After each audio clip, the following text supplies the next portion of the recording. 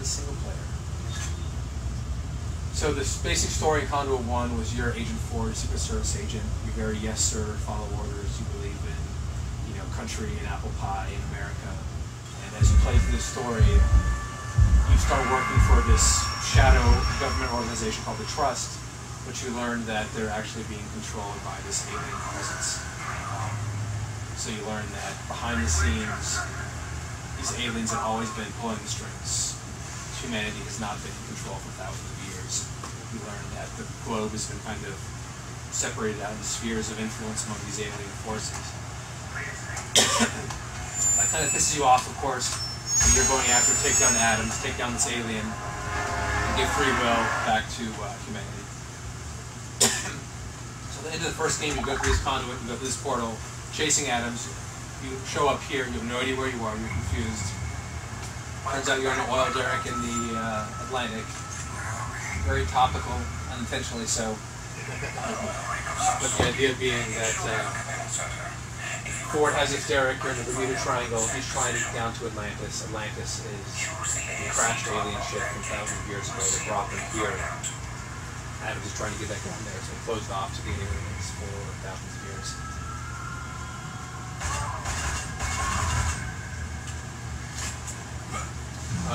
We're pretty proud of how we look on the Wii. I think we're a very good looking Wii game. We've done continued improvements, just tricks and stuff we've learned to be more efficient. A lot of work on our water shaders, and a lot of the shiny and bump mapping and normals that you don't see a lot in the Wii. What are the basic controls?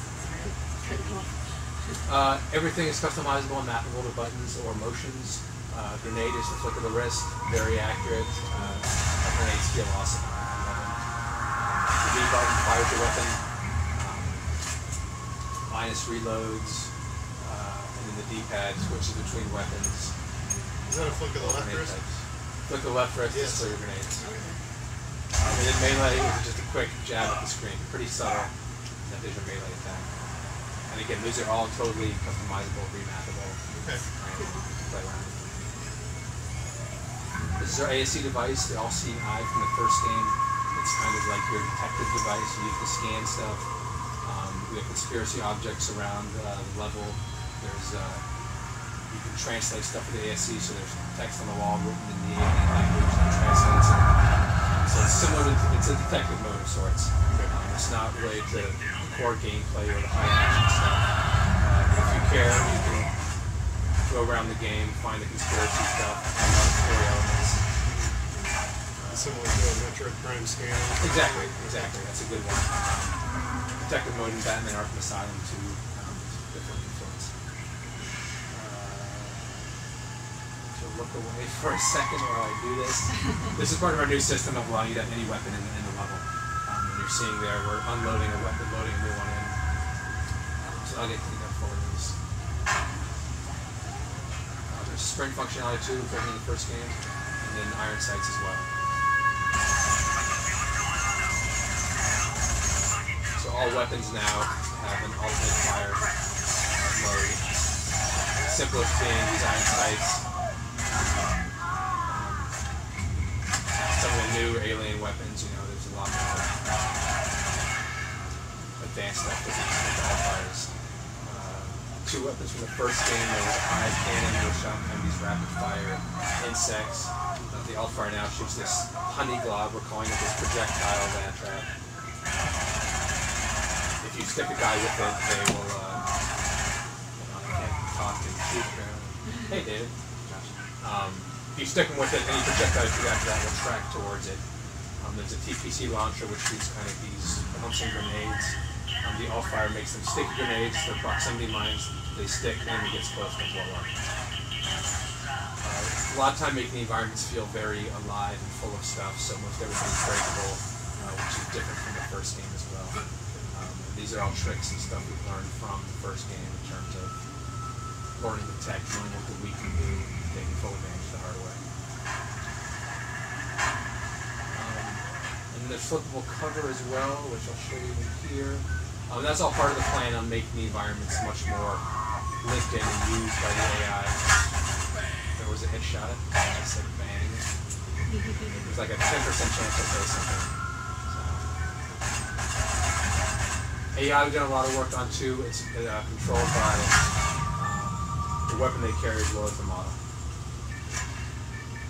Where's that stuff?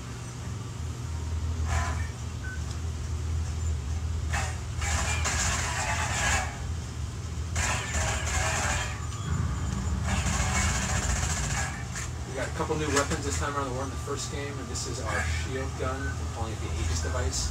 And essentially, the Alfire, I charge it down, and I get a shield in front of me. And you're seeing the bullets collect in front there. I let go, and it shoots them back at the target. Pretty cool here that you're seeing the bullets collect, but you get a shotgun, you get shotgun pellets. They throw a grenade in me. I'll catch the grenade. I can throw that back at them. Rockets I catch. I mean, pretty much anything. There's a max amount of damage it can take before it powers down, but very cool new weapon that's going on.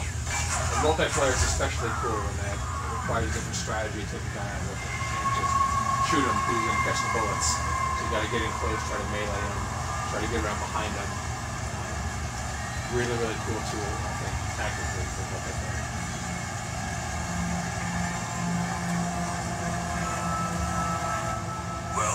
What'd you find? This is almost a portion from this level too, because this is our most normal level. We really kind of embracing sci-fi, the second title. So you go to Atlantis, you go kind of around the world to these fantastic places. This is a level that feels, I think, most like the original Conduit experience. A lot of collectibles, which I mentioned. A lot more in the first game. They were somewhat basic. We just had kind of data logs you could find, which give you more story stuff. Here you have actual conspiracy objects which we model. That really add and tell you a lot more story elements. I'm still processing the data. A lot of folks are making environments very dynamic. Definitely just doing a lot going on. Flashbang grenade. Here's a good example too of our branching paths too. So I can either go this way through the engineering spaces towards the objective, which is there, or I could head up the stairs here. So it's really spent a lot of time giving the player options throughout the levels.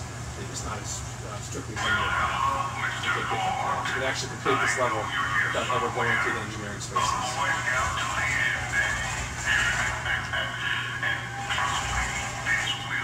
So we'll cover areas with those crates.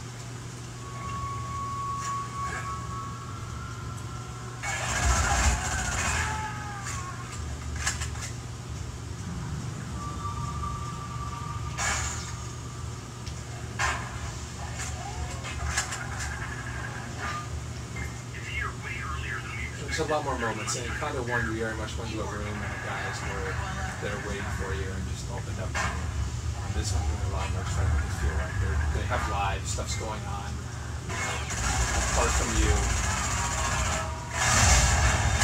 That hurt.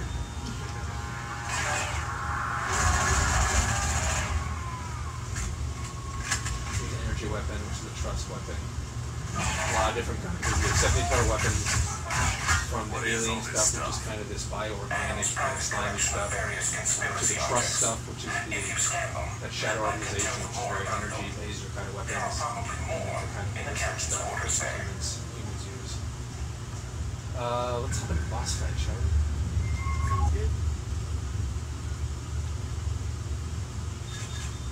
Any questions? There's a lot to the game, so I feel like I'm kind of rushing to kind of power through it, trying to get all the points in. But like I mentioned, we really were this title level to focus almost from the start on the fun gameplay and cool things.